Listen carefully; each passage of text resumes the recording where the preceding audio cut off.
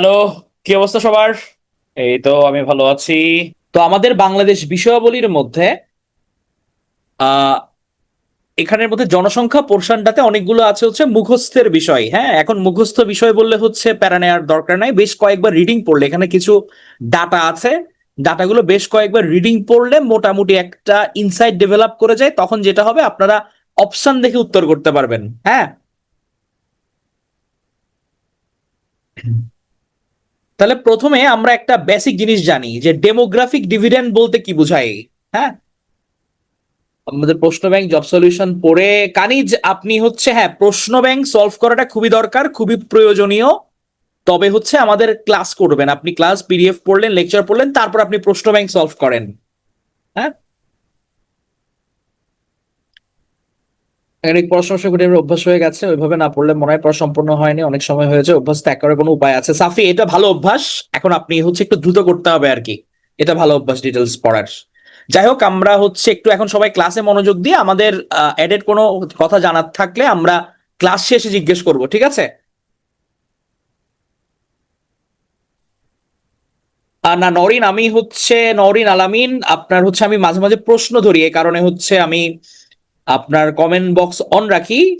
আশা করি হচ্ছে আপনারা অবান্তর প্রশ্ন করবেন না, ঠিক আছে? এখন ফুল ফোকাস একদম ক্লাসে দেন, পরে আমি হচ্ছে সময় দিব প্রশ্ন করার জন্য।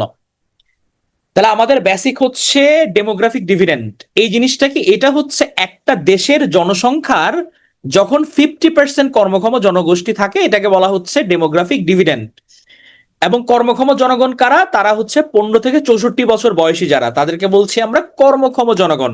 হ্যাঁ, 15 থেকে 64 বছর। এবং যখন একটা দেশ ডেমোগ্রাফিক ডিভিডেন্ডে প্রবেশ করে, অর্থাৎ তার কর্মক্ষম জনগোষ্ঠী বেশি থাকে, তখন ওই সময়টা হচ্ছে একটা দেশের জন্য ভালো।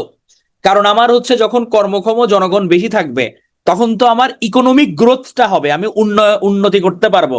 আমার দেশের জনগণ যেহেতু আমার ম্যাক্সিমাম মানুষজন হচ্ছে কর্মক্ষম, এখন মোর দেন 50% যদি হয়, তো ডেমোগ্রাফিক ডিভিডেন্ডটা খুবই গুরুত্বপূর্ণ। মানে জানা, এখানে জাস্ট জেনে রাখেন যে কর্মক্ষম জনগণ কাকে বলে, 15 থেকে 64 বছর বয়সী মানুষজনকে। তো বাংলাদেশ ডেমোগ্রাফিক ডিভিডেন্ডে প্রবেশ করেছে 2012 সালে, এবং এটা শেষ হয়ে যাবে 2042 সালে। তাহলে 2012 থেকে 42 এটা হচ্ছে আমাদের ডেমোগ্রাফিক ডিভিডেন্ডের সময়কাল। তাহলে 42 যখন ক্রস করে যাবে, তখন আমরা দেখবো কি আস্তে আস্তে যে আমাদের বয়স্ক মানুষ অথবা হচ্ছে যেগুলো বাচ্চা, তাদের পরিমাণ বাড়া শুরু করছে, অর্থাৎ 50%-এর চেয়ে কমে যাবে আমাদের কর্মক্ষম জনগণ। তাহলে এটা শেষ মানে হচ্ছে কি, এটা জনসংখ্যা এরকম একটা গ্রোথ মেনটেন করে চলে। আমরা দেখব যে কোন কোন দেশের মধ্যে বয়স্ক মানুষজন বেশি। হ্যাঁ, এখন যখন হচ্ছে ডেমোগ্রাফিক ডিভিডেন্ডটা কেন প্রয়োজন হয়, এটা আপনি বিভিন্ন প্রজেকশনের জন্য ধরেন, আপনার জনসংখ্যার মধ্যে বয়স্ক মানুষজন বেশি, তাহলে সেক্ষেত্রে আপনাকে চিন্তা করতে হবে এদের রোগ ব্যাধি বেশি হবে, তাহলে আমার স্বাস্থ্য খাতে বরাদ্দটা ভালো দিতে হবে। এভাবে ডেমোগ্রাফিক ডিভিডেন্ডটা হিসাব করে একটা ইকোনমিক গ্রোথ এবং বিভিন্ন সেক্টরে গ্রোথটা হিসাব করা হয়। তাহলে আমাদের 2012 থেকে 42 এই টাইম লাইনটার মধ্যে আমাদের যে জনসংখ্যাটা, এটাকে কাজে লাগাতে হবে। এটা হচ্ছে কি আমাদের মানে খুব গুরুত্বপূর্ণ সময়। যেমন গুড, রাশেদ বলেছে জাপানের কথা, যেমন জাপানের মধ্যে কিন্তু বয়স্ক মানুষজন এখন বেশি। হ্যাঁ, সো তাদেরকে হচ্ছে এখন ওভাবে চিন্তা করতে হচ্ছে যে ইয়াং জেনারেশন কম, তাহলে যখন যাদের আপনার এরকম কর্মক্ষম জনগণ কম থাকে, তখন তাদের গ্রোথের ক্ষেত্রে একটু সমস্যা হয়, অথবা তাদের প্ল্যানিংটা ওভাবে করতে হয়। তবে এটাও ঠিক যে সব দেশ তো আর জনসংখ্যা কাজে লাগাতে পারে না। যারা এই ডেমোগ্রাফিক ডিমান্ডটা কাজে লাগাতে পারবে, তারা আলটিমেটলি হচ্ছে গিয়ে গেইনার হয়। তাহলে এখান থেকে জাস্ট এতটুকুই। তাহলে জনসংখ্যায় বাংলাদেশের অবস্থান, আমরা মোট জনসংখ্যায় বিশ্বে হচ্ছে অষ্টম, জনসংখ্যার ঘনত্বে বিশ্বে হচ্ছে ষষ্ঠ। এটা দুইটা সোর্স, দুই রকম আছে, ষষ্ঠ আর কোন এক ওয়ার্ল্ড ব্যাংকের রিপোর্টে বলছে নবম। জাস্ট হচ্ছে এটা মাথায় রাখেন, দুইটা ইনফরমেশন। এশিয়ায় আমরা পঞ্চম, মুসলিম বিশ্বে আমরা কোথাও বলা আছে তৃতীয়, কোথাও বলা আছে চতুর্থ, আর সার্কভুক্ত দেশগুলোর মধ্যে আমরা হচ্ছে থার্ড পজিশনে আছি। জনসংখ্যা নীতি, তাহলে আমার ধরেন হচ্ছে আমরা ছোটবেলায় একটা কথা শুনছি না যে দুটি সন্তানের বেশি নয়, একটি হলে ভালো হয়। তাহলে এরকম আমার জনসংখ্যাটা কিভাবে চলবে, আমার জনসংখ্যা নিয়ে প্ল্যানিং কি, আমি কি পরিবার পরিকল্পনায় ইনভেস্ট করব কিনা, এরকম নিয়ে কিছু জনসংখ্যা নীতি প্রকাশ করা হয়। তাহলে জনসংখ্যা নীতি প্রকাশ করে কে? স্বাস্থ্য পরিবার কল্যাণ মন্ত্রণালয়। প্রথম জনসংখ্যা নীতি রূপরেখা প্রণীত হয় জুন 1976 সালে, এবং দ্বিতীয় এবং সর্বশেষ যেটা এটা হচ্ছে 2012 সালে প্রণীত হয়। তাহলে প্রথমটা 1976 আর দ্বিতীয়টা হচ্ছে 2012 সালে, যেটা সর্বশেষ। ইনফরমেশন গুলো একটু মনে রাখতে হবে। সাউন্ড প্রবলেম, সবার কি সাউন্ড প্রবলেম হচ্ছে? আমার এন্ড থেকে কিন্তু কোনো চ্যালেঞ্জ নাই। ওকে, ক্লিয়ার আছে। আর হচ্ছে আজকে কিন্তু আমাদের 10:30 বাজে একটা বাংলা সাবজেক্টিভ সেশন আছে। তো এটার জন্য আমরা 10:30টার মধ্যে আজকে শেষ করব। ঠিক আছে? বাই চান্স যদি কিছু অতিক্রম হয়ে যায় সময়, সেক্ষেত্রে যারা বাংলা বিষয়াবলীর স্টুডেন্ট আছেন, যারা মানে তাদের যাদের সাবজেক্ট বাংলা, তারা হচ্ছে গিয়ে আপনার ওটাতে জয়েন করবেন, পরবর্তী রেকর্ডগুলো এখানে দেখে দেখে নেবেন। হ্যাঁ, তাহলে বাংলাদেশে কিছু জনসংখ্যা বিষয়ক প্রতিষ্ঠান আছে যারা জনসংখ্যা নিয়ে কাজ করে। হ্যাঁ, তাহলে যেমন নিপোর্ট, প্রথমে এটা পূর্ণরূপটা মনে রাখবে একটু, national institute of the population research and training, নিপোর্ট। এরা হচ্ছে স্বাস্থ্য পরিবার পরিকল্পনা মন্ত্রণালয়ের আন্ডারে, এরা জনসংখ্যা নিয়ে কাজ করে। আমাদের আছে ন্যাশনাল পপুলেশন কাউন্সিল। এটা মূলত হচ্ছে একটা আন্তঃ মন্ত্রণালয় সমন্বয়, মানে বিভিন্ন মন্ত্রণালয়ের মধ্যে যারা জনসংখ্যা নিয়ে কাজ করে তাদের অধীনে হচ্ছে এই ন্যাশনাল পপুলেশন কাউন্সিলটা।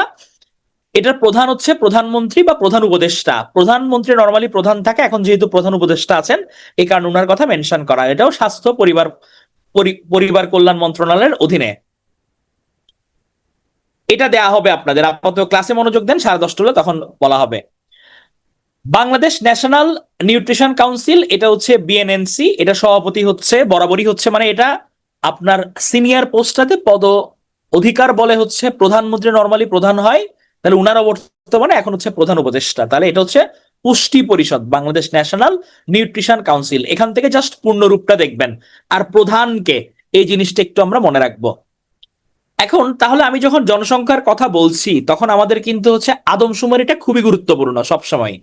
কারণ আদমশুমারি থেকে আমি প্রতি 10 বছর পর পর বুঝতে পারি যে আমার জনসংখ্যার কি অবস্থা, আমার হচ্ছে গিয়ে সাক্ষরতার হার কেমন, কোন বিভাগে আমার জনসংখ্যা বেশি, কোন জেলায় জনসংখ্যা বেশি, জনসংখ্যার ঘনত্ব কেমন, জন্মহার কেমন, তাহলে বিভিন্ন জিনিসপত্র আমরা বুঝতে পারি। তাহলে আদমশুমারি হচ্ছে 1872 সালে প্রথম অবিভক্ত বাংলায় আদমশুমারি হয়। এটা হয়েছিল ব্রিটিশ লর্ড মেয়র আমলে। তাহলে এটা খুবই গুরুত্বপূর্ণ ইনফরমেশন। আমাদের আদমশুমারি অবিভক্ত বাংলায় হয়েছিল কখন? এটা হচ্ছে 1872 সালে। হ্যাঁ, বিশ্বে প্রথম আধুনিক আদমশুমারি পরিচালিত হয় যুক্তরাষ্ট্রে 1790 সালে। তাহলে আমরা এখন যে আধুনিক আদমশুমারি দেখতে পাই, এটা মূলত হয়েছিল কোথায়? প্রথম যুক্তরাষ্ট্রে হয়েছিল। পাকিস্তান আমলে প্রথম আদমশুমারি হয় 1951 সালে। তাহলে অবিভক্ত বাংলায় হয়েছে 1872-এ। এরপর আমরা যখন পাকিস্তান পাকিস্তান হলো 1951 সালে। আর আমাদের বাংলাদেশে প্রথম আদমশুমারি হয় 1974 সালে। খুবই গুরুত্বপূর্ণ ইনফরমেশন। 1974 সালে আমাদের প্রথম আদমশুমারি হয়। এখন পর্যন্ত আমাদের এখানে আদমশুমারি হয়েছে 10 বছর পর পর, তবে দ্বিতীয় শুমারিটা হয় 7 বছর পরে, অর্থাৎ 1974-এর পর 1981-তে। এরপর ঠিকই হচ্ছে গিয়ে আমাদের 10 বছর পর পর হয়েছে। তাহলে এ পর্যন্ত আমাদের আদমশুমারি কয়বার হয়েছে? 6বার। তাহলে 6বার আদমশুমারি হয়েছে, প্রথমবার 1974 এবং সর্বশেষ হয়েছে আমাদের 2022 সালে। তাহলে আমাদের যে 2022 সালে হয়েছিল, এটার স্লোগান, এগুলো জাস্ট নাইস টু নো। হ্যাঁ, এগুলো একবার জাস্ট পড়ে নিবেন। আমাদের স্লোগান ছিল জনশুমারি আয়োজন, সমৃদ্ধ এবং উন্নয়ন। জনশুমারিতে তথ্য দিন, পরিকল্পিত উন্নয়নে অংশ নিন। এগুলো লাগবে না। এগুলো জিআইএস ম্যাপিং, এটা হয়েছিল জিওগ্রাফিক্যাল ইনফরমেশন সিস্টেম ম্যাপ ব্যবহার করে আমরা জনশুমারি করছি।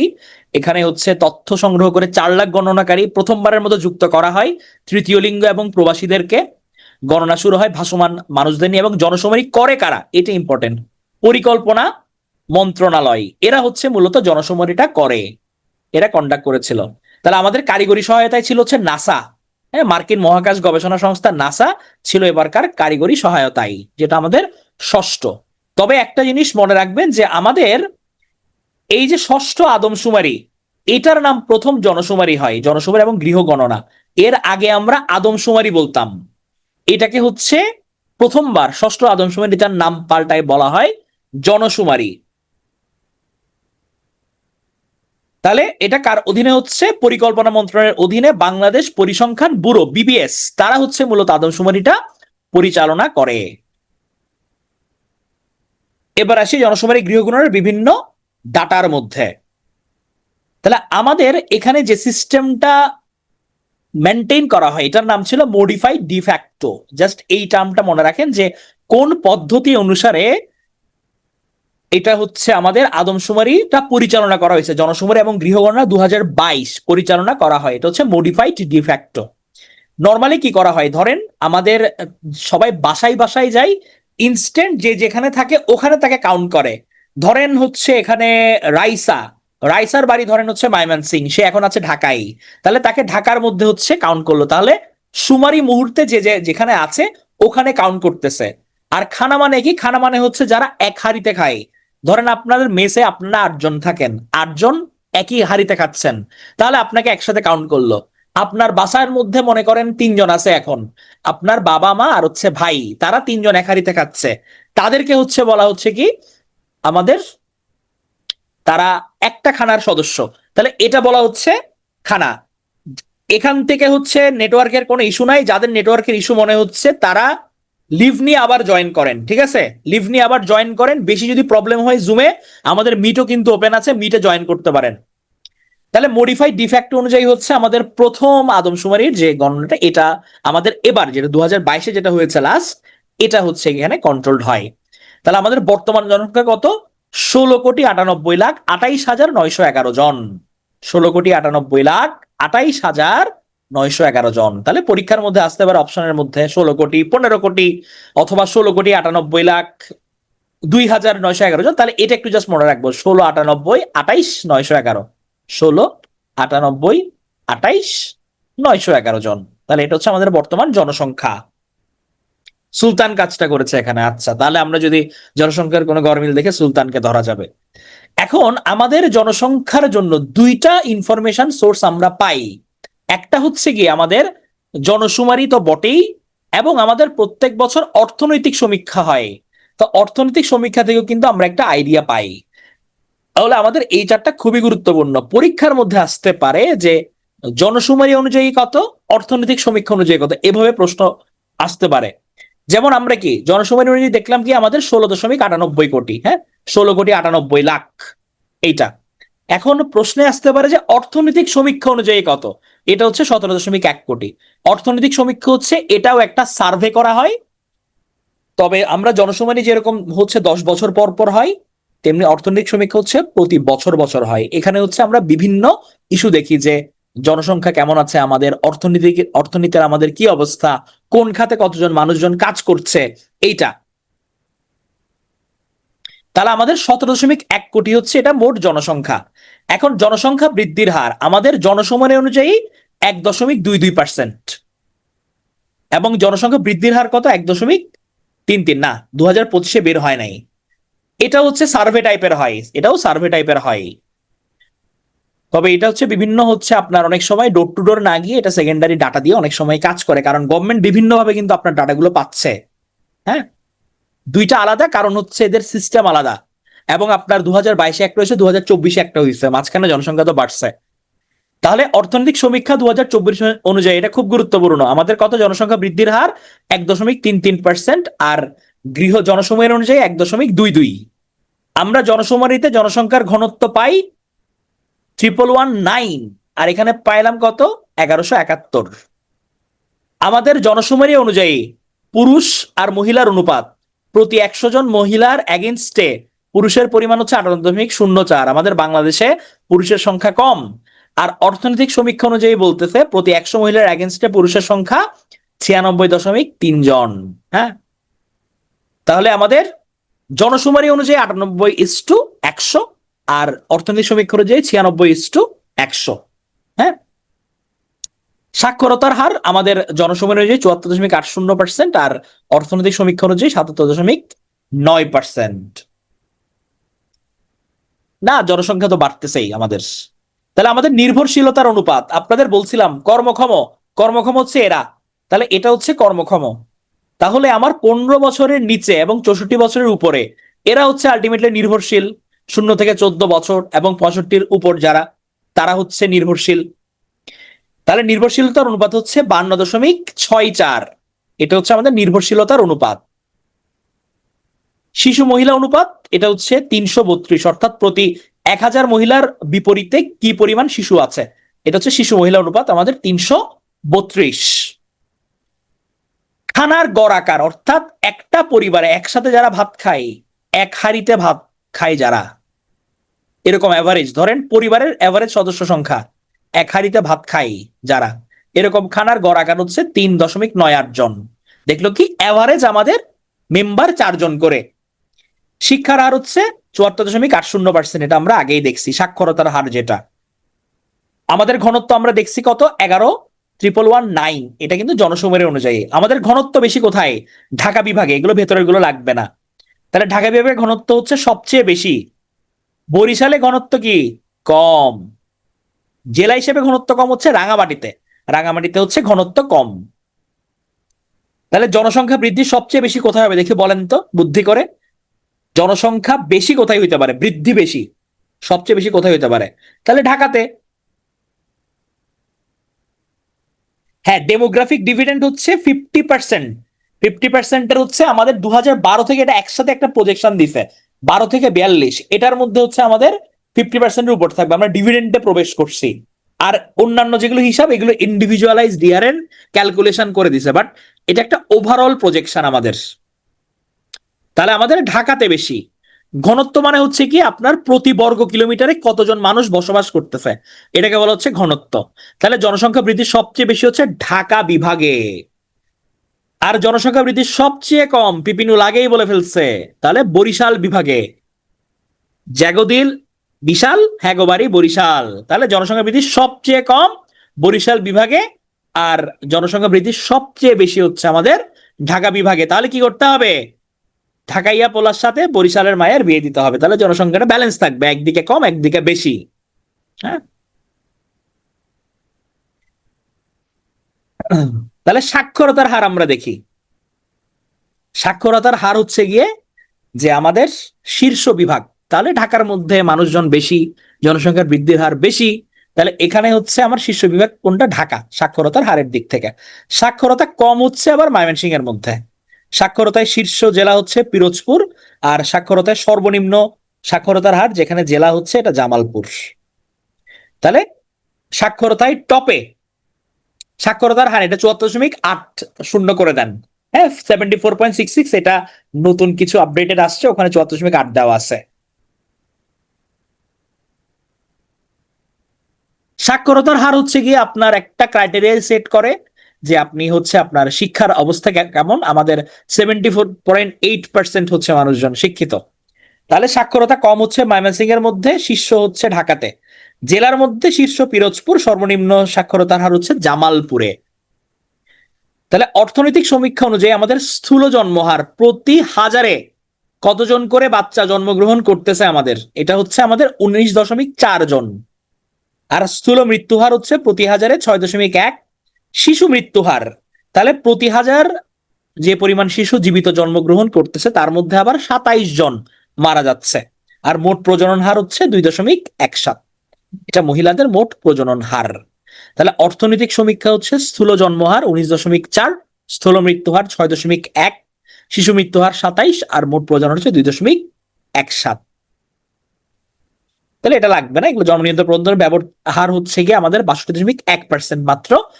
এটা জন্ম নিয়ন্ত্রণ পদ্ধতি ব্যবহার করে। এখন একজন বলছিলেন যে কেন আমাদের হচ্ছে গিয়ে মানে সবসময় কখনো কমছে কেন, তাহলে কমে নাই, কারণ হচ্ছে গিয়ে আমাদের ব্যবহারের হার তো কম। হ্যাঁ,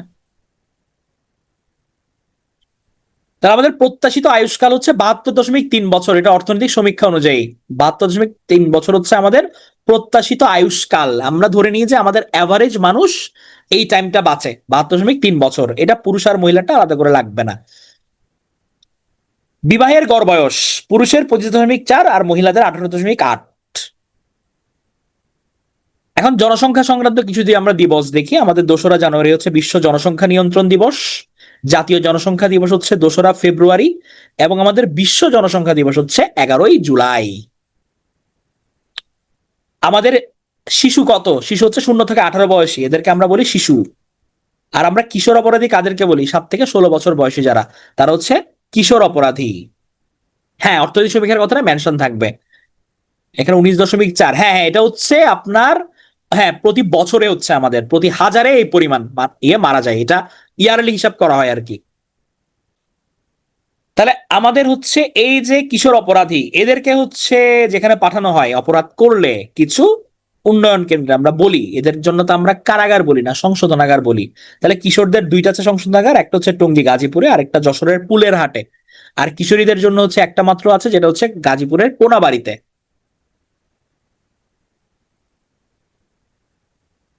না, এটা হচ্ছে অপরাধীর কথা, কিশোর অপরাধের বয়সসীমা ধরা হয়েছে।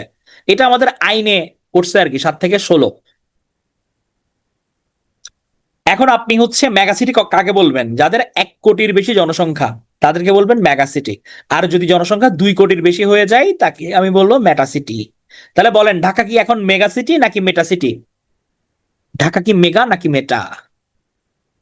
তাহলে আমাদের মেটা হয়ে গেছে ঢাকা। চলেন আমরা একবার আরেকবার এত ইনফরমেশন যে দেখলাম, আমরা একবার কুইকলি রিক্যাপ করে আসি একদম দ্রুত, যেগুলো ইনফরমেশন ইম্পর্টেন্ট আমাদের লাগবে। তাহলে আমরা ডেমোগ্রাফি ডিভিডেন্ড বলছি 12 থেকে শুরু, 42-এ শেষ। 15 থেকে 64 বছর বয়সী জন হচ্ছে কর্মক্ষম। মেটা হওয়ার পথে না, ঢাকার জনসংখ্যা 5 থেকে 6 কোটির উপর। তাহলে আমরা জনসংখ্যায় বিশ্বে কত? অষ্টম। জনসংখ্যা নীতি আমাদের সর্বশেষ 2012 সালে। নিপোর্ট এগুলো, এনপিসি এগুলো সব জনসংখ্যা বিষয়ক প্রতিষ্ঠান। অবিভক্ত বাংলায় 1872 সালে আমাদের আদমশুমারি প্রথম হয়। যুক্তরাষ্ট্রের বিশ্বের মধ্যে সবচেয়ে প্রথম হয়েছে পাকিস্তান আমলে 1951-তে, বাংলাদেশে 74-এ। বাংলাদেশে সর্বপ্রথম আদমশুমারি হয়েছে আমাদের টোটাল কয়টা? 6টা। আমাদের ষষ্ঠ আদমশুমারি, এটার নাম আমরা দিছি কি? জনশুমারি। এটাতে হেল্প করছে নাসা, আর পরিকল্পনা মন্ত্রণালয়ের অধীনে বাংলাদেশ পরিসংখ্যান ব্যুরো এটা পরিচালনা করছে। আমাদের মডিফাইড ডিফ্যাক্টো পদ্ধতি অনুসরণ করা হয়েছে। 16,98,28,911 জন, এটা বর্তমান জনসংখ্যা। আমাদের জনসংখ্যা বৃদ্ধির হার জনসংখ্যা অনুযায়ী 1.22, অর্থনৈতিক সমীক্ষা অনুযায়ী 1.33। জনশুমারি অনুযায়ী আমাদের জনসংখ্যার ঘনত্ব 1119, আর অর্থনৈতিক সমীক্ষা অনুযায়ী 1171। আমাদের 98:100 হচ্ছে আমাদের পুরুষ মহিলার অনুপাত, আর অর্থনৈতিক সমীক্ষা অনুযায়ী 96:100। আমাদের সাক্ষরতার হার 74.80%। আমাদের জনসংখ্যার ঘনত্ব বেশি ঢাকা বিভাগে, ঘনত্ব কম বরিশাল বিভাগে। জনি এগুলো এগুলো রিক্যাপ, এখানে স্লো যাবে না। এতক্ষণ শুনছেন না, এগুলো কুইকলি একবার রিক্যাপ করছি। জেলা হিসেবে ঘনত্ব কম রাঙামাটি। জনসংখ্যা বৃদ্ধি সবচেয়ে বেশি হচ্ছে ঢাকা বিভাগে, সবচেয়ে কম হচ্ছে বরিশাল বিভাগে। সাক্ষরতার হার বেশি হচ্ছে ঢাকাতে, সাক্ষরতার হার কম হচ্ছে ময়মনসিংহে। শীর্ষ জেলা পিরোজপুর, সর্বনিম্ন সাক্ষরতার হার হচ্ছে জামালপুরে। আমাদের স্থূল জন্মহার 19.4, স্থূল মৃত্যুহার 6.1। প্রত্যাশিত আয়ুষ্কাল 72.3 বছর। আমাদের বিশ্ব জনসংখ্যা দিবস এটা হচ্ছে 11ই জুলাই। কি পরিমাণ মানুষ আমাদের শিক্ষিত, এটা হচ্ছে সাক্ষরতার হার। হ্যাঁ, আমি ঢাকাতে থাকি। তাহলে আমাদের শিশু কত? 0 থেকে 18 বছর, এরা হচ্ছে আমাদের শিশু। আমাদের কিশোর অপরাধী কারা? 7 থেকে 16 বছর বয়সীরা, তারা হচ্ছে কিশোর অপরাধী। তাহলে এবার আপনারা আমার কিছু প্রশ্নের উত্তর দিবেন। রিক্যাপ আমি কুইকলি করছি, এবার প্রশ্নের উত্তর দেন, দেখি কতটুকু মনে আছে আমাদের। তাহলে আমরা হচ্ছে কর্মক্ষম জনগণ, আমাদের ক্রাইটেরিয়া কত? কত বছর থেকে কত বছর? 15 থেকে 64। স্থূল জন্মহার মৃত্যুহার হচ্ছে প্রতি হাজারে কি পরিমাণ বাচ্চা জন্মগ্রহণ করতেছে আর কি পরিমাণ মারা যাচ্ছে। তাহলে 15 থেকে 64। গুড। আমরা মোট জনসংখ্যায় বিশ্বে কততম? বাংলাদেশ আমরা হচ্ছে অষ্টম। আমাদের সর্বশেষ জনসংখ্যা নীতি এটা কত সালে হয়েছে? 2012 সালে হয়েছে। আমাদের হচ্ছে আদমশুমারি এখন পর্যন্ত কয়টা হয়েছে? আমাদের 6টা হয়েছে। আমাদের প্রথম আদমশুমারি কত সালে হয়? 1974 সালে। 1976 বলছে, 1976 এক জায়গায় পড়াইছিলাম। 1976-এ কি ছিল?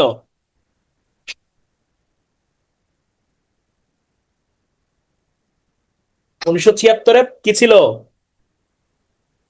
এখানে পড়াইছি, এখনো কেউ উত্তর দিতে পারে নাই দেখি। হ্যাঁ, জনসংখ্যা নীতি। কৃষিতে পড়ছিলাম, ঠিক আছে, কৃষি শুমারি হয়েছে। এখানে জনসংখ্যা নীতি প্রথম যেটা, এটা ছিল আমাদের 1976 সালে। আচ্ছা, আমাদের হচ্ছে জনসংখ্যার ঘনত্ব আদমশুমারি অনুযায়ী কত? আমাদের ষষ্ঠ যেটা জনশুমারি, এটা অনুযায়ী কত? 1119। Very good. আমাদের জেলা হিসেবে ঘনত্ব কম কোন জেলায়? কোন জেলায় আমাদের ঘনত্ব কম? রাঙামাটি। ঘনত্ব কম বললে রাঙামাটি। যদি বলি আমার কোন বিভাগে ঘনত্ব কম, তখন বলবেন। এটা খুবই খেয়াল করে, কোনটাতে বিভাগ বলতেছে কোনটাতে জেলা বলতেছে, এটা খুবই খেয়াল রাখতে হবে। বিভাগ বললে বরিশাল। তাহলে সাক্ষরতার হার আমাদের হচ্ছে কোন বিভাগে সবচেয়ে বেশি সাক্ষরতার হার? ঢাকাতে। আমাদের পুরুষ মহিলার অনুপাতটা কেউ অ্যাকুরেট বলতে পারবেন? আমাদের আদমশুমারি অনুযায়ী, যেটা ষষ্ঠ জনশুমারি অনুযায়ী, পুরুষ মহিলার অনুপাত কত?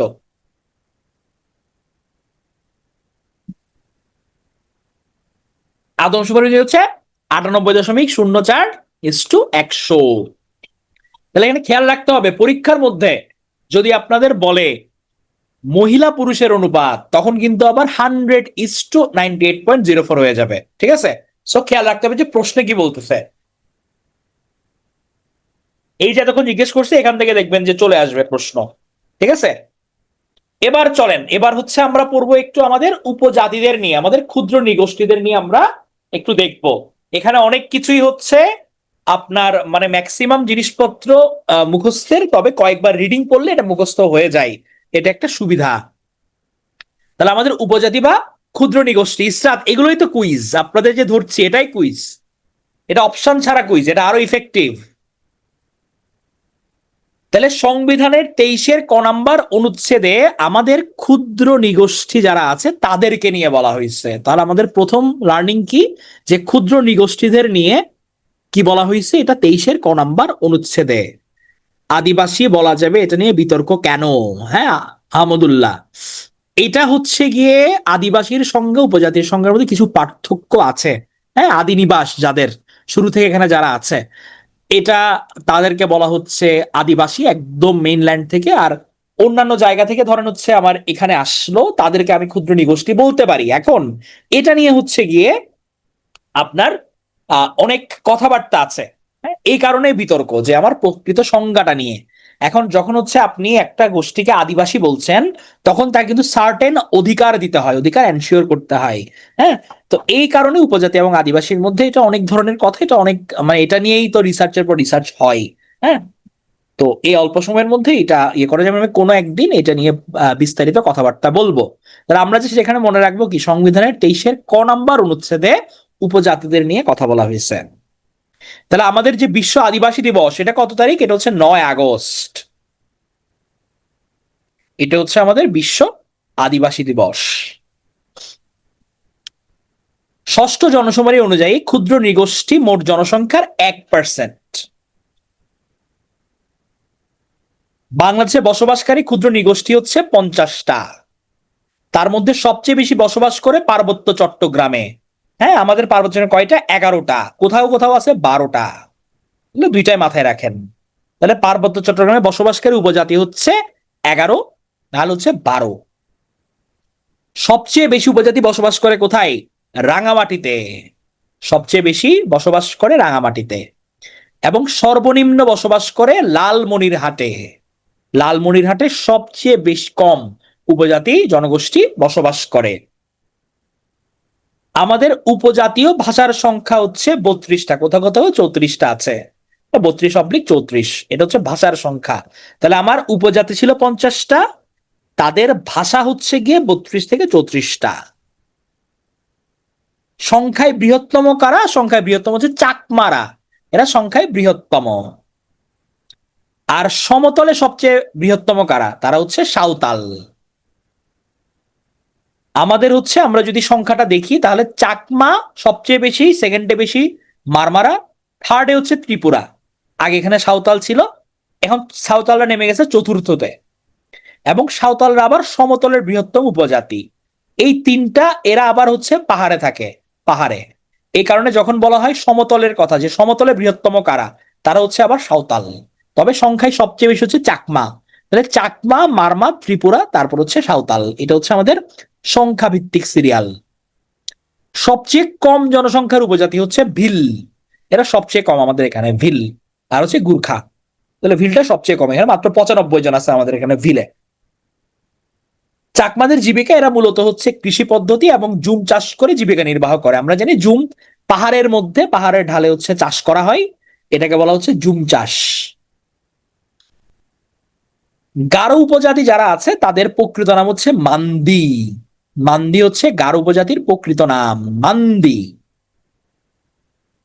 আর খাসিয়া গারোরা কিন্তু মাতৃতান্ত্রিক উপজাতি।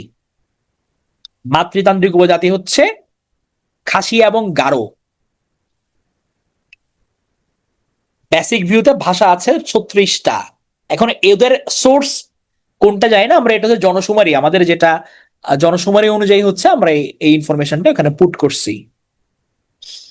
তাহলে খাসিয়া এবং গারো হচ্ছে বাংলাদেশের মাতৃতান্ত্রিক উপজাতি। খাসিয়া এবং গারো মাতৃতান্ত্রিক মানে হচ্ছে এদের হচ্ছে পরিবারের মধ্যে মাই প্রধান, পুরুষরা বিয়ে হয়ে হচ্ছে স্ত্রীর ঘরে যায়। তাহলে খাসিয়া এবং গারো এটা হচ্ছে মাতৃতান্ত্রিক উপজাতি। পরীক্ষায় আসতে পারে যে বাংলাদেশে মাতৃতান্ত্রিক উপজাতি কারা, এটা হচ্ছে খাসিয়া এবং গারোরা।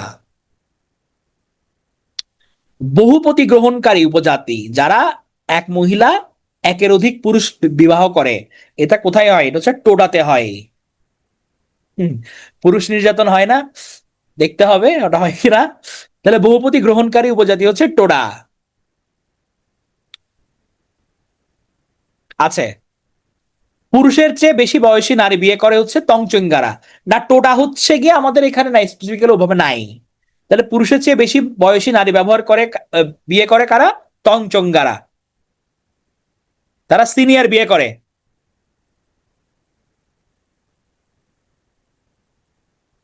হাজং, হাজংদের মধ্যে বিবাহ বিচ্ছেদ, বহু বিবাহ, বিধবা বিবাহের প্রচলন রয়েছে, এটা হাজং। ঢাকা শহরে যেমন তেজগাঁও, আমরা মণিপুরি এলাকা বলি না, এখানে কিন্তু মণিপুরি সংখ্যাধিক্য বেশি ছিল। হ্যাঁ, মণিপুরিতে। হ্যাঁ, সিনিয়র আপু রাতুল খুশি হয়ে গেছে।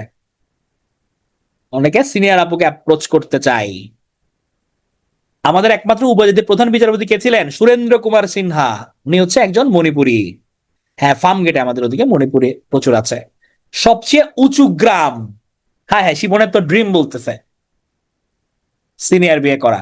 না, এমনি ভালো সিনিয়র বিয়ে করলে হচ্ছে গিয়ে দেখে শুনে রাখবে একটু, মুরব্বী যেহেতু ভালো মন্দ কথা বলবে, মুরব্বীদের কথা শুনলে ভালো হয়। তাহলে সবচেয়ে উঁচু গ্রাম কোনটা? পাসিংপাড়া। এটার অবস্থান হচ্ছে কেওক্রাডাং। হ্যাঁ, আমাদের চূড়া কেওক্রাডাঙে, এখানে মুরংরা বসবাস করে। তাহলে পাসিংপাড়া হচ্ছে সবচেয়ে উঁচু গ্রাম। এই যে আফরোজা, তার জামাই জুনিয়র, সে যে সমস্যা নাই। কেওক্রাডাং, কেওক্রাডাং কোথায়? কেওক্রাডাং হচ্ছে গিয়ে আমাদের এটা হয়ে যেতে হয় আর কি, আপনার রাঙামাটি হয়ে যেতে হয়, রাঙামাটি হয়ে খাগড়াছড়ি ওখানে পাসিংপাড়া, এটাই মনে রাখেন। তাহলে বান্দরবান, হ্যাঁ সরি বান্দরবান, ইয়েস হচ্ছে বান্দরবান। মানে আমি নিজেই উঠছি কিন্তু কেওক্রাডাঙে, বান্দরবান। রুমা হয়ে, ইয়েস, বগালেক রুমা ওদিকে হয়। হ্যাঁ, এখন মনে হয় একটু পতি হয়ে গেছে, আবার একটু নিরাপত্তা জনিত ইস্যু আছে। তাহলে আদিবাসী এবং উপজাতি জীবনধারা নিয়ে একটা বই লিখছিল আরণ্য জনপদ, এটা আব্দুল সাত্তার সাহেব। হ্যাঁ, এটা থার্ড উঁচু। বাসস্থান আমরা এবার একটু দেখি। চাকমারা কোথায় আছে? চাকমারা থাকে হচ্ছে আমাদের তিন পার্বত্য চট্টগ্রাম, তিন জেলা, তিন পার্বত্য জেলায় থাকে, রাঙামাটি, বান্দরবান, খাগড়াছড়ি।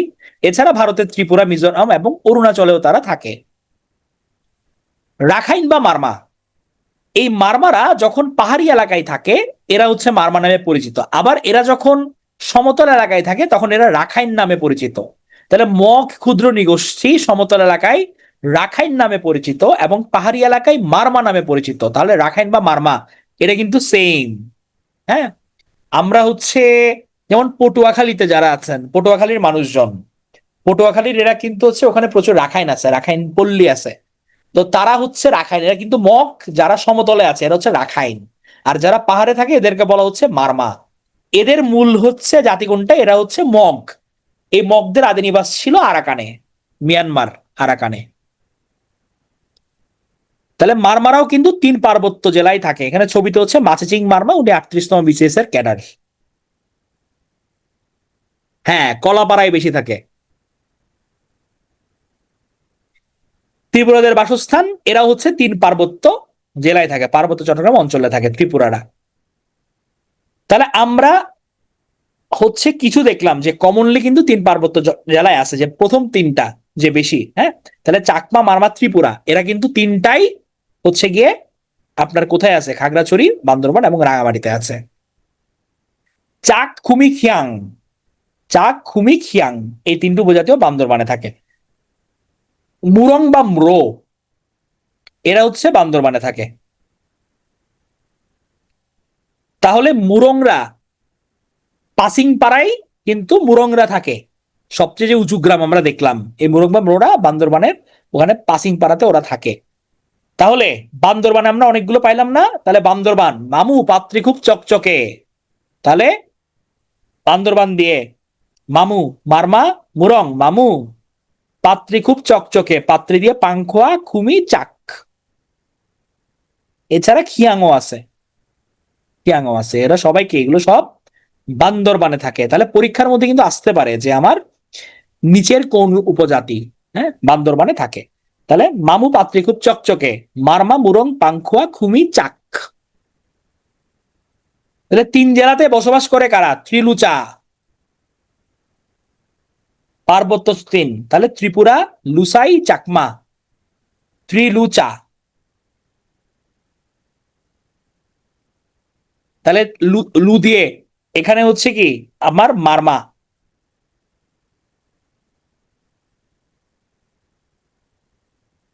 গারোটা কোথায়? গারোটা থাকে হচ্ছে ময়মনসিং জোনটাতে।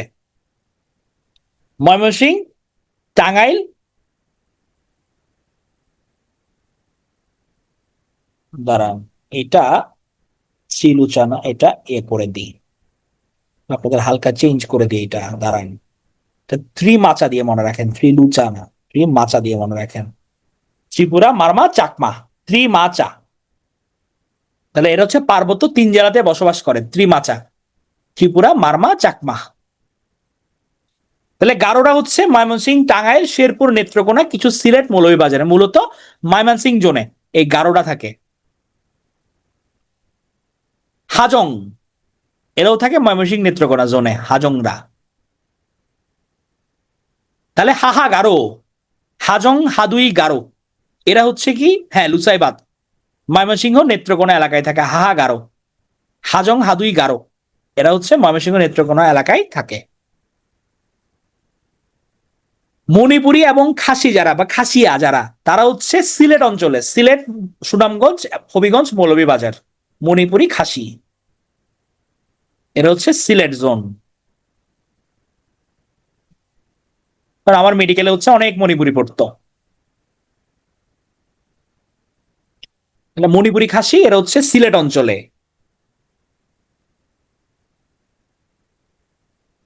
হ্যাঁ, লুসাই হচ্ছে গিয়ে এটা খাগড়াছড়িতে থাকে ওরা। পাঙ্গন বা লাওয়া, এরা হচ্ছে মৌলভীবাজার। এরা মূলত হচ্ছে মণিপুরি মুসলিম। মণিপুরীদের মধ্যে হচ্ছে গিয়ে একটা গ্রুপ আছে যারা হচ্ছে ইসলাম ধর্ম অবলম্বন করছে, তাদেরকে বলা হয় পাঙ্গন। এরা থাকে মৌলভীবাজারে। এটা হচ্ছে মণিপুরি মুসলিম বলা যায়, মণিপুরি মুসলিম। হ্যাঁ, এরাই হচ্ছে পাঙ্গল, পাঙ্গান, লাউয়া, অনেক নামে ডাকা হয়।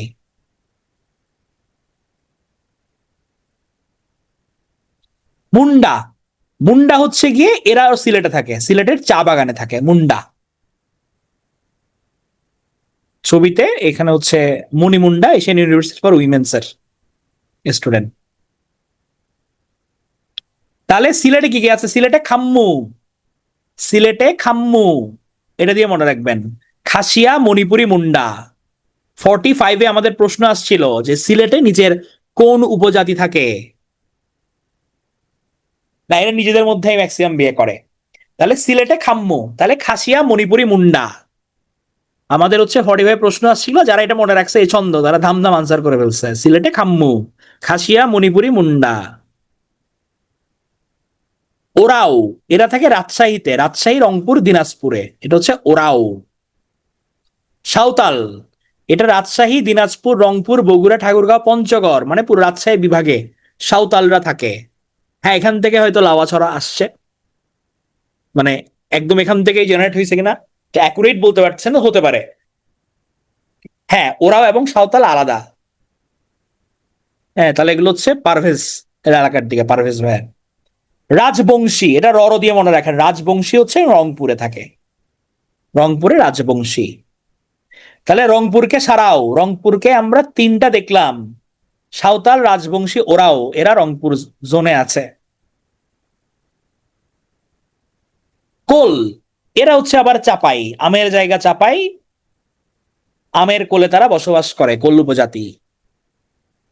বাওয়ালি, মোয়ালি, এরা যদিও হচ্ছে গিয়ে আপনার কোন উপজাতি না, আপনার যারা মধু সংগ্রহ করে তাদেরকে মোয়ালি বলা হয়, মধু সংগ্রহ। আর বাওয়ালি কাদেরকে বলে দেখি, কার জেনারেল নলেজ ভালো?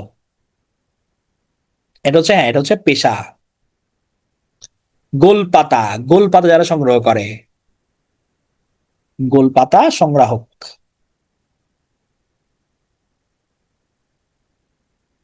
সংগ্রাহক।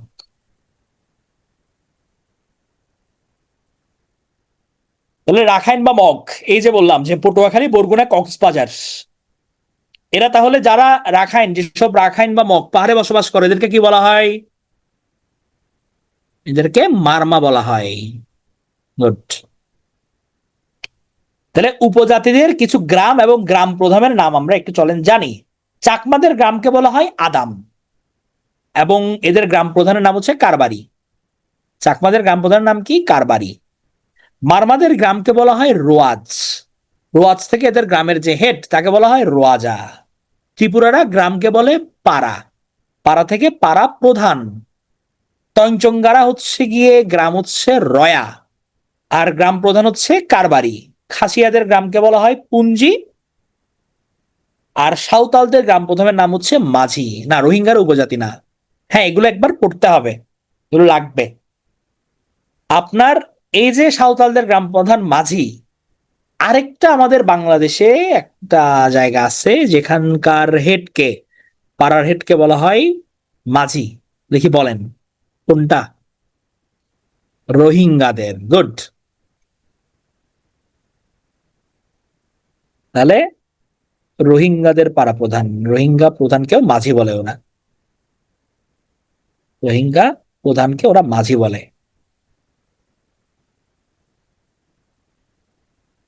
হ্যাঁ, এগুলো একটু হালকা জীবন দিতে হবে, কারণ চলে আসতে পারে যে চাকমাদের গ্রাম প্রধানকে কি বলে। হ্যাঁ, পড়তে হবে, নাহলে কি দিছি, একটু পড়তে হবে তো।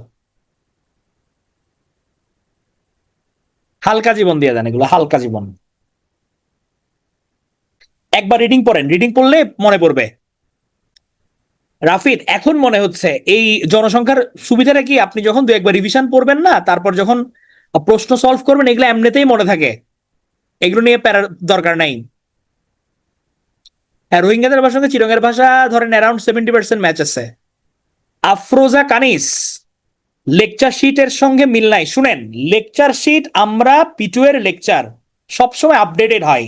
আমি ধরেন আপনার এই ক্লাসে আমি যদি এক সপ্তাহ পরে নিই, তাহলে সেক্ষেত্রে যদি কোনো আপডেট ইনফরমেশন থাকে আমি এখানে অ্যাড করব। এখন এই বাড়তি প্যারাটা আমরা কেন নিচ্ছি, এটা আপনাদের জন্য নিচ্ছি। আমি যদি সেম জিনিস রেখে দিতাম, আমি বইয়ে যা রাখছি সেম যদি রেখে দিতাম, লাভ কার, আপনার নাকি আমার? দেখে বলেন তো, লাভ কার ছিল? আমি সেম জিনিস রেখে দিলাম, লাভ কিন্তু আমার, তাই না? কারণ আমাকে পরিশ্রম করতে হচ্ছে না তো, আমি বছরের পর বছর এই স্লাইড দিয়ে নিচ্ছি। কিন্তু আমরা কি করি, আমরা হচ্ছে একদম ইনফরমেশন, আমাদের 48 স্পেশাল এমন হয়েছে যে আমার পরের দিন কৃষি ক্লাস, রাত্রেবেলা দেখলাম কৃষি বর্ষগ্রন্থ 2024 আপলোড করছে গভর্নমেন্ট ওয়েবসাইটে। আমি রাতে বসে 4টা পর্যন্ত, পরের দিন সকালে ওদের ক্লাস, আমি কিন্তু এটা অ্যাড করছি। এখন আপনার হচ্ছে এটা না হইতো, হ্যাঁ, যদি এটা আমি না করতাম, সেক্ষেত্রে আফরোজা কানিস আপডেটেড স্লাইড দিয়ে বই দেওয়া কি এটা ইয়ে হয়? পরীক্ষার আগে ধরেন আপনার একটা ইনফরমেশন অ্যাড হইছে, এটা আপনি কেমনে অ্যাড করবেন লেকচার বুকে? চিন্তা করেন, লজিক্যালি চিন্তা করতে হবে তো। আপডেটটা এটা কন্টিনিউ বেসিসে হয়, এটা আমাদের লাভ হইতো, বাট আপনাদের জন্য হচ্ছে গিয়ে আমরা এই ইফোর্টটা দিই। হ্যাঁ হবে। ইয়াসির না, যদি বেশি প্যারা হয় তাহলে সেক্ষেত্রে হচ্ছে এগুলো লাগবে না।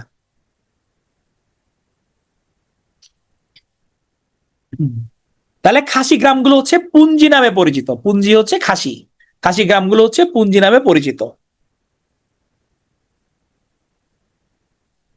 আহ ইডিএস 2024-এর সমীক্ষা এগুলো কিন্তু পরে আসে, এমন না যে 2024-এ বাইরেছে। যেমন এখন 2025 চলতেছে, 25-এর সমীক্ষা কিন্তু এখন আসে নাই। যেমন কৃষি পরিসংখ্যান বর্ষগন্ত 24-এর কথা বললাম আপনাদের, ওইটাও কিন্তু হচ্ছে গিয়ে আপনার এই জুনে আসছে মাত্র। হ্যাঁ, তাহলে চাকমা সমাজ হচ্ছে কয়েকটা চাকমা পরিবার নিয়ে গঠিত হয় হচ্ছে আমাদের আদাম বা পাড়া নাওয়ার, এটা বারবার ইয়ে করতে হবে না, আমি দেখছি আপনার এটা। হ্যাঁ, আপনি হচ্ছে ক্লাস পিডিএফ ভালো করে পড়েন, দেন হচ্ছে অন্যগুলো ইয়ে করেন। এখন আমরা ক্লাসে মনোযোগ দিই। তাহলে চাকমা সমাজ কিন্তু পিতৃতান্ত্রিক, আর এটা কয়েকটা চাকমা পরিবার নিয়ে গঠিত হচ্ছে আদাম বা পাড়া। তাহলে ইন্দো আর্যভুক্ত যেসব ভাষা আছে তাদের মধ্যে চাকমা ভাষা হচ্ছে অন্যতম, চাকমা ভাষাটা। ফেসবুক কিন্তু দ্বিতীয় ভাষা হিসেবে বাংলাদেশের ভাষাকে যুক্ত করে, ফেসবুক হচ্ছে চাকমা ভাষাই। ফেসবুক কিন্তু দ্বিতীয় বাংলাদেশের ভাষা হিসেবে অ্যাড করছে চাকমা ভাষাকে। সাঁওতালি, সাঁওতালের নিজস্ব ভাষা আছে, তবে এদের কিন্তু কোনো বর্ণমালা নাই, নিজেদের কোনো বর্ণমালা নাই। দ্বিভাষী ক্ষুদ্র জাতিগোষ্ঠী হচ্ছে সাঁওতাল, ওরা দুইটা ভাষায় কথা বলে, ওদের দুইটা ভাষা আছে। মণিপুরি ভাষা নাম হচ্ছে বিষ্ণুপ্রিয়া বা মৈতেই, আর মণিপুরী লিপি হচ্ছে অহমিয়া। এরা অহমিয়া লিপিতে লেখে, এটা হচ্ছে অহমিয়া লিপি। আর এদের ভাষার নাম হচ্ছে বিষ্ণুপ্রিয়া বা মৈতই। গারোদের ভাষা কে বলা হয় কুশিক ভাষা অথবা আচিক বা মান্দি।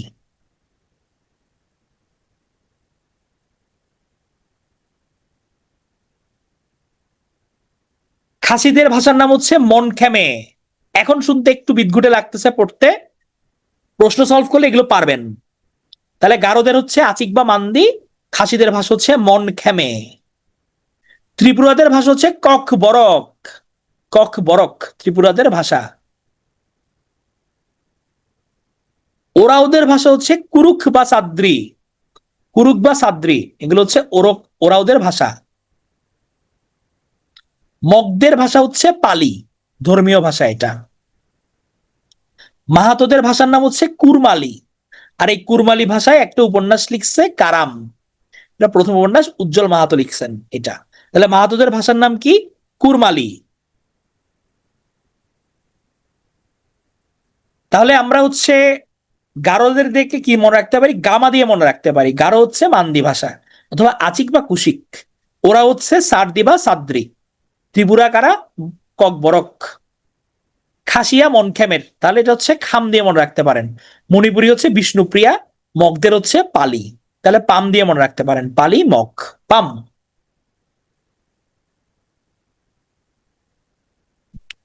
তাহলে ফেবো, ফেবো হচ্ছে চাকমা ভাষায় লিখিত প্রথম উপন্যাসের নাম হচ্ছে ফেবো। মরথ্যাঙ্গারি হচ্ছে চাকমা ভাষায় প্রথম চলচ্চিত্র, এটা হচ্ছে মরথ্যাঙ্গারি। ত্রিপুরা ভাষায় প্রথম চলচ্চিত্রের নাম হচ্ছে তাকৃদি। আর জুম চাষকে ত্রিপুরারা বলে হচ্ছে হোজ, হোজ বলা হয়, হোজ। চাষকে তারা কি বলে ত্রিপুরারা? হোজ বলে। আর ইউনেস্কো ম্রো ভাষাকে ঝুঁকিপূর্ণ বলে চিহ্নিত করছে, কিন্তু ম্রোকে বলছে যে এটা ঝুঁকিপূর্ণ ভাষা, ম্রো। মাতৃভাষায় প্রাথমিক শিক্ষার বই হচ্ছে প্রকাশিত হয়েছে 5টা ভাষায়, আমাদের চাকমা, মারমা, ত্রিপুরা, গারো, সাদ্রি। এগুলো শুনতে শুনতেই মনে রাখবেন। রিস্কি হচ্ছে কি আপনার এই ব্রো ভাষায় এখন জনগোষ্ঠী কম, কারণ উপজাতিদের ক্ষেত্রে যেটা হয় যে এখন যেহেতু ছেলেপেলেরা বাংলা ভাষায় শিক্ষিত হচ্ছে, আধুনিক শিক্ষায় শিক্ষিত হচ্ছে, এদের পূর্বপুরুষরা যে ভাষায় কথা বলতো অনেকেই হচ্ছে কি এটা রপ্ত করতে পারে না, এবং অরিজিনাল ব্রো ভাষায় যারা কথা বলে এরা অনেক বয়স্ক, এরা যতই মারা যাচ্ছে ততই কিন্তু ব্রো ভাষাটা হারাই যাচ্ছে অরিজিনালিটি। এই কারণে বলা হচ্ছে এটা ঝুঁকিপূর্ণ। তাহলে রিক্যাপ, তবে এবার রিক্যাপটা একটু প্রশ্নে প্রশ্নে রিক্যাপ হবে। না বাঙালি। তাহলে আমাদের বাংলাদেশের সবচেয়ে উঁচু গ্রামের নাম কি? সবচেয়ে উঁচু গ্রামের নাম কি? পাসিং পাড়া। গুড। আমাদের গারো উপজাতির প্রকৃত নাম বলতে পারবেন? এটা ভাষার সঙ্গে মিল আছে। আমি অপশন দিয়ে, হ্যাঁ, এটা হচ্ছে মান্দি। Very good. অপশন ছাড়াই পারছেন। আমাদের হচ্ছে ক্ষুদ্র নৃগোষ্ঠী সংখ্যা কত বাংলাদেশে? ক্ষুদ্র নৃগোষ্ঠী কত? আমাদের হচ্ছে 50টা। গুড। সর্বাধিক কোন জেলায় বসবাস করে? কোন জেলায় সবচেয়ে বেশি নৃগোষ্ঠী? কোন জেলা? চিটাং বুঝলাম, এটা রাঙামাটিতে। আর সর্বনিম্ন উপজাতি কোন জেলায়? সর্বনিম্ন, এটা লালমনিরহাটে। গুড। যারা ম্রো উপজাতি, ওরা কোন জায়গায় থাকে? ম্রো, এরা কোন জায়গায় থাকে? এরা বান্দরবানে থাকে। গুড। আর রাজবংশীরা কোথায় থাকে? রাজবংশী রংপুরে থাকে। পাঙ্গনরা কই থাকে? পাঙ্গন পাঙ্গন থাকে সিলেটে। সিলেটে মৌলভীবাজারে। গুড। আচ্ছা, চাকমাদের গ্রামকে যদি আদাম বলা হয়, এদের গ্রাম প্রধানের নাম কি? চাকমাদের গ্রাম প্রধান কারবারি। Very good. তাহলে কারবারি হচ্ছে চাকমা ছাড়া একটা ছিল তংচঙ্গা, ওরাও কারবারি বলে। সাঁওতালদের গ্রাম প্রধানের নাম কি? সাঁওতালদের গ্রাম প্রধানের নাম কি? হচ্ছে মাঝি। ত্রিপুরাদের ভাষার নাম কি? অপশন দিচ্ছি, মনখেমে, ককবরক, কুরুক নাকি পালি? হচ্ছে ককবরক। গুড। ওরাওদের ভাষার নাম কি? অপশন দিচ্ছি, মনখেমে, ককবরক, কুরুক নাকি পালি? হ্যাঁ, তাহলে সাদ্রি বা কুরুক বা। গুড। মনখেমে কাদের? মনখেমে, এটা হচ্ছে খাসিদের। গুড। এই যে পারতেছেন, সুন্দর। Very good. তাহলে এগুলোই এখান থেকে আসবে প্রশ্ন। বলুক, তবু বলুক। বই দেখে বললেও উত্তর করাটা ইম্পর্টেন্ট, কারণ আপনি যখন একটা জিনিস দেখতেছেন, লিখতেছেন, আপনার ব্রেনে কিন্তু ওভাবে এটা ফাংশনিং হচ্ছে। এই কারণে আমি বলি যে দরকার হলে বই দেখে লেখেন, গুগল দেখে বলেন, কোনো সমস্যা নাই। তাও বলেন, লিখেন, লিখলেই এটা মনে থাকবে। এটা এত জলদিও কিন্তু লেখা পসিবল না। আরেকটা জিনিস হচ্ছে গিয়ে, যেটা মনে হয় এটা লেখেন, ভুল হোক, ভুল হলে হচ্ছে গিয়ে ইম্পর্টেন্ট এইটা, কারণ এটাই আপনার মনে থাকবে, কারণ আমাদের ব্রেইনটা ওভাবে ফাংশন করে, যেটার উপর আমরা বেশি ইফোর্ট দিই, ব্রেইন সেটা কাজ করে বেশি আমাদের। ত্রিমাচা। নাইমুল পারবে, পারবে। টেনশনের কোনো কারণ নাই, তুমি এটার পর যখন প্রশ্ন ব্যাংক সলভ করতে যাবা, তখন দেখবো যে সব মনে আছে। Believe me. এবার আসি উপজাতিদের ধর্ম। কোন ভাষা ফেসবুকে, হ্যাঁ, দ্বিতীয় ভাষা হিসেবে হচ্ছে চাকমা ভাষা ফেসবুকে ঠাঁই পাইছে দ্বিতীয় ভাষা হিসেবে।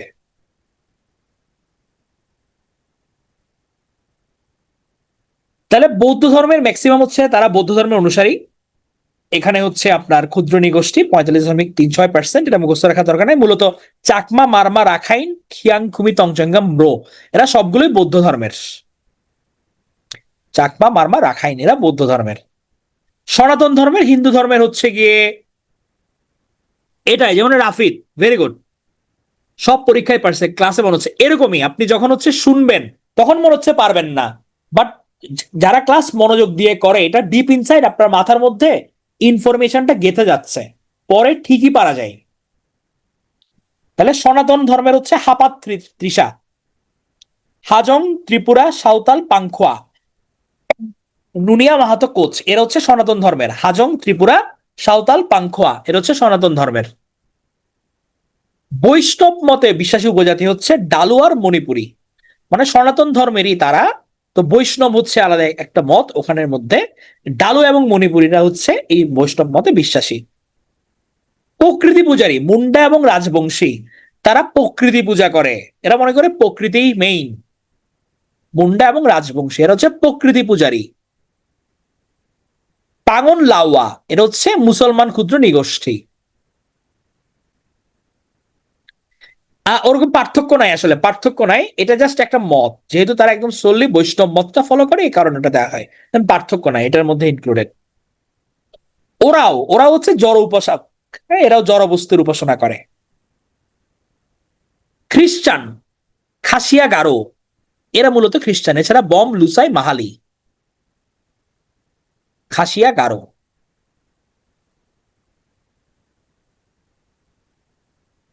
গারোদের আদি ধর্মের নাম হচ্ছে সাংসারিক।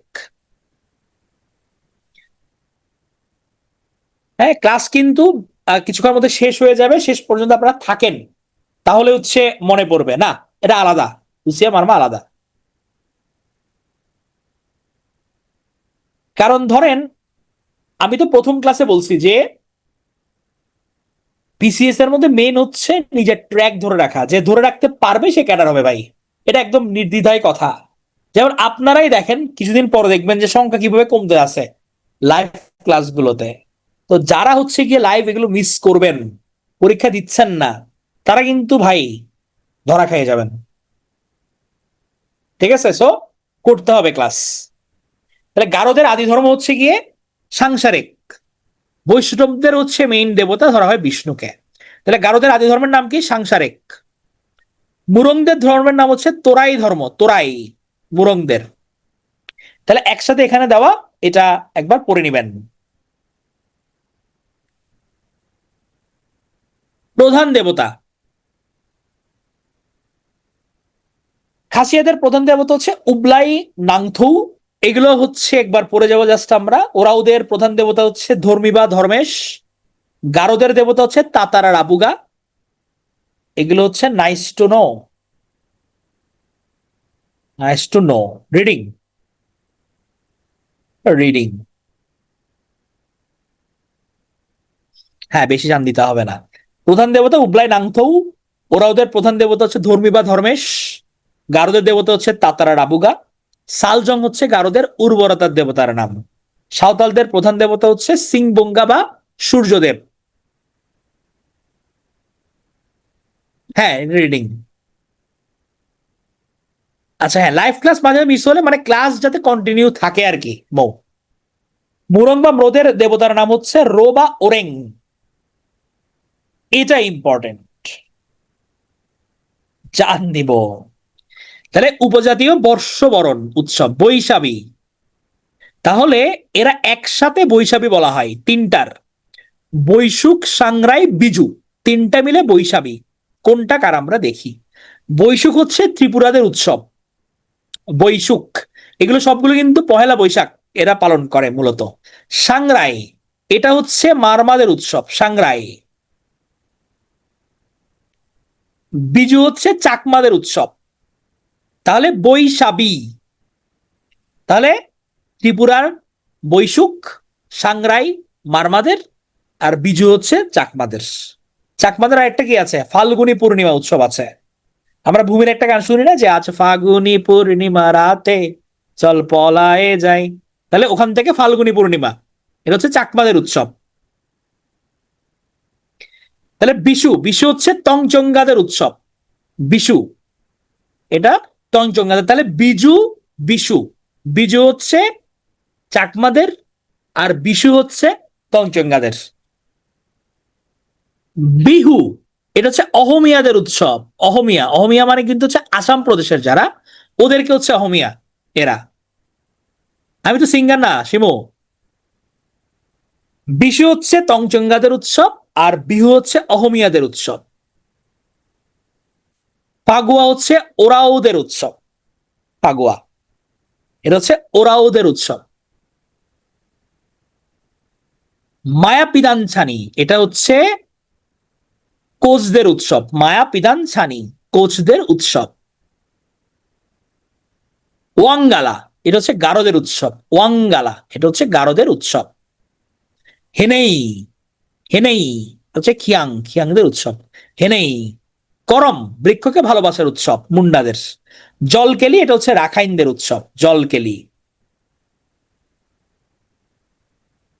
সোহরাই, এটা হচ্ছে সাঁওতাল উৎসব, সোহরাই, সাঁওতাল, সোহরাই। ঝুমুর, দোন, ঝিকা, এটা হচ্ছে সাঁওতাল নাচ, ঝুমুর, দোন, ঝিকা, এই তিনটাকে বলা হয় সাঁওতাল নাচ। ছিয়াছত, এটা হচ্ছে মুরংদের উৎসব। ছিয়াছত, এটা হচ্ছে মুরংদের উৎসব ব্রো। আর পহেলা বৈশাখে চাকমারা বলা হচ্ছে গরজা পরজা। তাহলে কিছু গুরুত্বপূর্ণ উৎসব এইটা একসাথে আমরা দেখে নিব। এখন আপনাদের আমি একটু উৎসব থেকে জিজ্ঞেস করি, মাত্র পরে আসলাম না গরম গরম, দেখি কার কি অবস্থা, কয়জনের কি মনে আছে। তাহলে আমি বৈশাখীর কথা বলছিলাম, হ্যাঁ। তাহলে হচ্ছে আহ বৈশাখীর মধ্যে প্রথম যে বৈশুক, এটা কাদের ছিল? ত্রিপুরাদের ছিল, ভেরি গুড।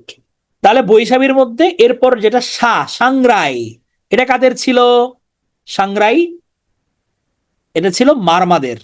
তাহলে মারমারা সাংরাই ছাড়া আরেকটা উৎসব পালন করে, এইটা কোনটা? পানি ছড়াছড়ি হয়,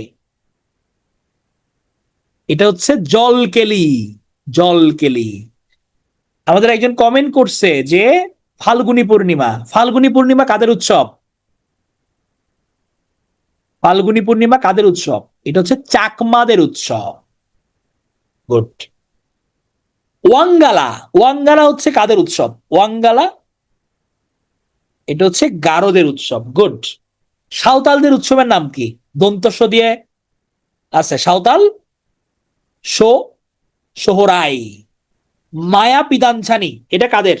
অপশন দি, ওরাও, কোচ, খিয়াং নাকি মুন্ডা? এটা হচ্ছে কোচ। ওরাওদেরটা হচ্ছে গিয়ে ফাগুয়া, ওরাওদেরটা বলা হয় ফাগুয়াকে। আর ছিয়াছত কাদের? ছিয়াছত, ছিয়াছত যাদের তারা পাসিং পাড়ায় অবস্থান করে, হচ্ছে ম্রো বা মুরংদের। গুড। এবার হচ্ছে গিয়ে পোশাক, আমরা কিছু জাস্ট পোশাক দেখি। পিনন হাদি, এটা থামি বলি আর কি, এটা চাকমা নারী যারা আছে এরা পরে থামি। চাকমা পুরুষদের পোশাক হচ্ছে ধুতি আর সিলুম, এটা হচ্ছে জামা।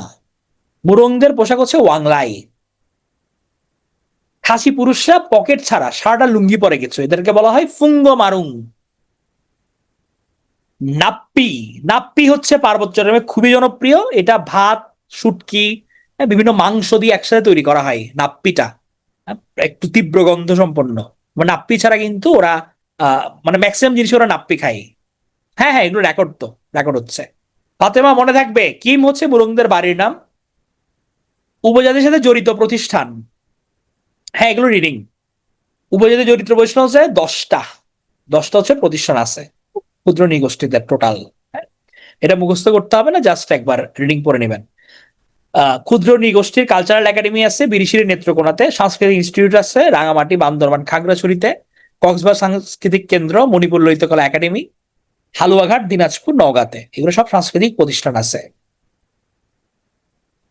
একমাত্র জাতিতাত্ত্বিক জাদুঘর আছে চট্টগ্রামের আগ্রাবাদে। আগ্রাবাদের কোনো বাসিন্দা আছেন নাকি চট্টগ্রামের? এখানে একমাত্র জাতিতাত্ত্বিক জাদুঘর, এটা পুরো বাংলাদেশে একমাত্র। লেনেভো ছিলেন আগ্রাবাদে, কোথায় ছিলেন?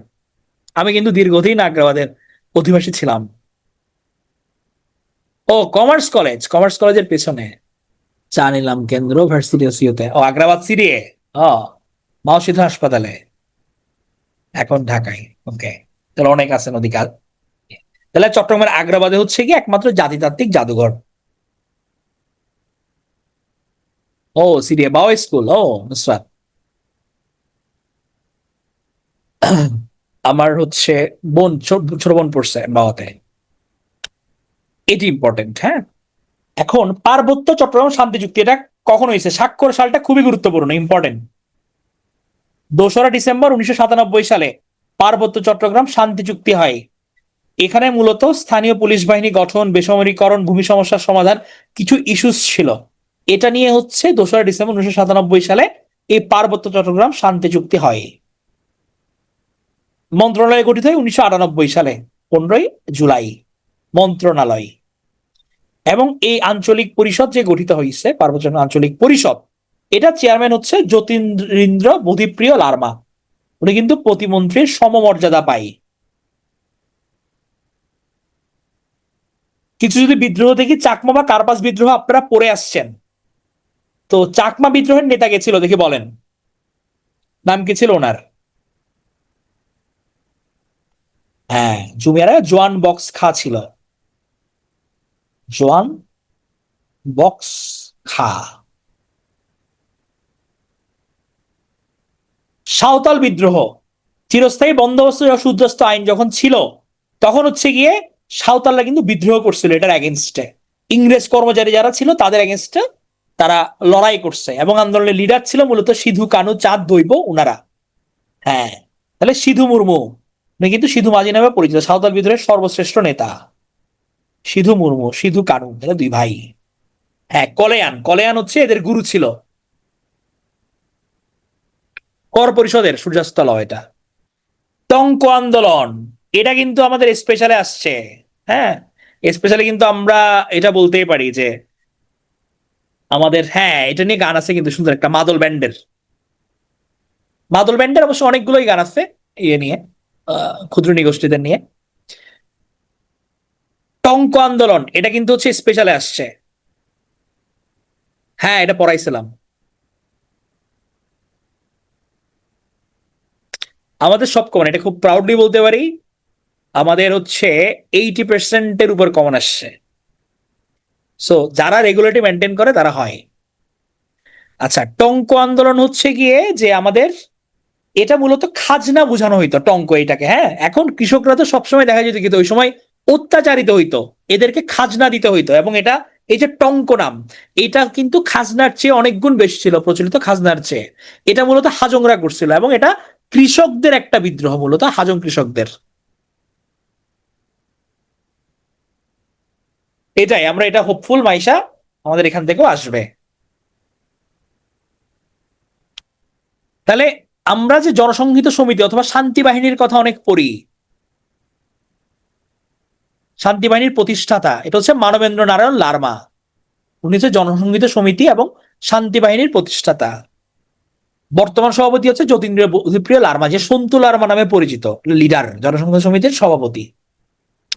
এটা হচ্ছে আমাদের last but not the least, সেটা হচ্ছে আমাদের একদম রিসেন্টলি গত মাসে একটা ইউএনএফপিএ, যারা হচ্ছে কাজ করে জনসংখ্যা নিয়ে, তারা একটা বৈশ্বিক জনসংখ্যা পরিস্থিতি রিপোর্ট দিছে বাংলাদেশের জন্য। সেখানে আমরা দেখছি আমাদের বাল্য বিবাহের হার এখনো কিন্তু 51%। বাল্য বিবাহের হার অনেক বেশি না আমাদের?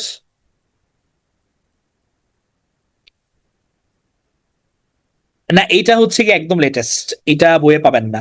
কিশোরী মা হচ্ছে আমাদের 71 জন, মানে আপনার 18-র আগেই মা হয়ে যাচ্ছে। প্রসবের সময় হচ্ছে দক্ষ স্বাস্থ্যকর্মী পায় না 30% নারী, এগুলো এই লাগবে না, এই দুইটা মনে রাখেন। 51%, কিশোরী মা 71 জন। হ্যাঁ, বাল্যবিবাহ এখন হচ্ছে আরো বেড়ে গেছে আরো। হ্যাঁ, এখনো বাল্যবিবাহ। তাহলে আমরা ক্লাস শেষ করব, ক্লাস শেষ করার আগে প্রেম করে এই কারণে, হাই হাই, আমি একবার কুইক কিছু প্রশ্ন ধরে নিই আপনাদের প্রথম থেকে। তাহলে আমাদের জনশুমারি অনুযায়ী জনসংখ্যা বৃদ্ধির হার কত ছিল? জনশুমারি অনুযায়ী জনসংখ্যা বৃদ্ধির হার কত ছিল? 1.22%। 1.33 হচ্ছে অর্থনৈতিক সমীক্ষা অনুযায়ী। জনি, বারবার পড়লে মনে থাকবে, একটু বারবার পড়লে হয়ে যাবে, বেশি প্যারা হবে না, আমি বললাম তো। জনসংখ্যা বৃদ্ধি সবচেয়ে কম কোথায়? বরিশালে। আমাদের জনশুমারি অনুযায়ী সাক্ষরতার হার কত? সাক্ষরতার হার কত? 74.8%।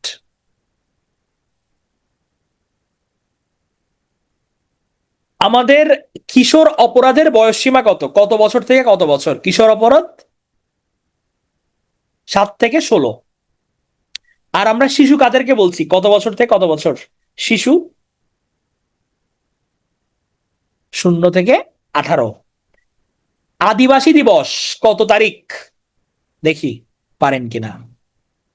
হচ্ছে 9 আগস্ট। ভেরি গুড, এটা ইম্পর্টেন্ট। গারোরা কোন জায়গায় বসবাস করে? গারো, গারো এটা হচ্ছে ময়মনসিংহে বসবাস করে। গারোদের ধর্ম কি? এরা কি ইসলাম ধর্মের, খ্রিস্টান ধর্মের, নাকি বৌদ্ধ ধর্মের গারোরা? এরা খ্রিস্টান, খ্রিস্টান। হ্যাঁ, আমাদের হচ্ছে একটা মাতৃতান্ত্রিক উপজাতির নাম বলেন তো, মাতৃতান্ত্রিক উপজাতি।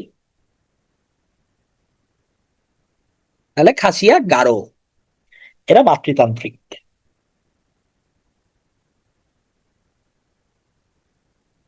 হাজং যারা, হাজংরা কোন ধর্মের? হাজং, এরা হিন্দু ধর্মের, সনাতন ধর্মের। গুড। গরজা পরজা, এটা কাদের উৎসব? কারা পহেলা বৈশাখকে গরজা পরজা বলে? চাকমারা বলে। আমাদের উপজাতীয় সাংস্কৃতিক প্রতিষ্ঠান কয়টা? আমাদের 10টা। পাঙ্গনরা কোন ধর্মের? পাঙ্গনরা, এরা হচ্ছে ইসলাম ধর্মের। আচ্ছা, ত্রিপুরারা জুম চাষকে কি বলে? দেখি এইটা কেউ পারেন কিনা। ভেরি গুড, হোজ। চমৎকার, হোজ।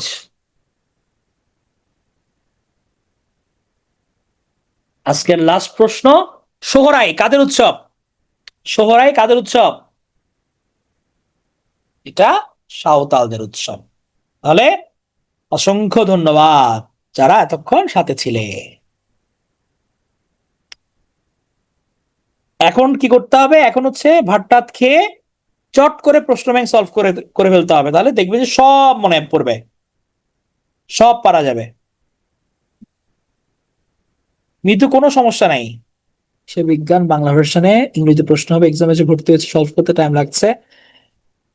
ইয়াসির, এটাতে হতাশ হওয়ার কিছু নাই, এটা হচ্ছে সবার জন্য এখন সেম, হ্যাঁ, লেভেল প্লেইং একটা ফিল্ড আর কি। হ্যাঁ, তো তুমি যে চ্যালেঞ্জটা ফেস করতেছো এটা সবাই করবে, সো এটা নিয়ে মন খারাপ করার দরকার নাই, সবার জন্যই চ্যালেঞ্জটা আছে। এখন হচ্ছে ওইটা, মানে ইংরেজির ব্যাপারে যেটা, এই চ্যালেঞ্জটা যেহেতু সবাই ফেস করতেছে, তোমার এইটা উইথ টাইম দেখবে যে ওভারকাম হয়ে যাবে। এবং এখানে বললাম তো, তোমার খুব বেশি ডিপ লেভেলের যে তোমার ইংরেজি দিবে ব্যাপারটা এরকম না, প্রশ্ন একদম বেসিক ইংরেজিতেই করবে।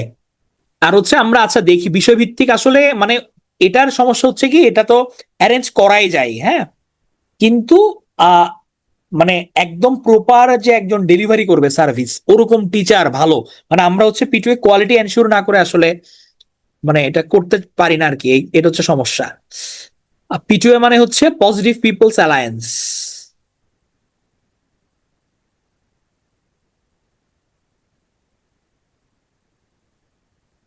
পিডিএফ হচ্ছে আসলে আমাদের টেকনিক্যাল, আমাদের যে যারা এডিটর আছে তারা একসাথে আপলোড করে দেয় তো ক্লাস শেষে রেকর্ড সহ। কারণ এই যে আপনার সাথে তখন কথা বলছি, এখানে কিন্তু অনেকগুলো কাট ডাউন হবে, কাটিং পেস্টিং হবে, তারপর যাবে, তো এগুলো একটু সময় লাগে আর কি।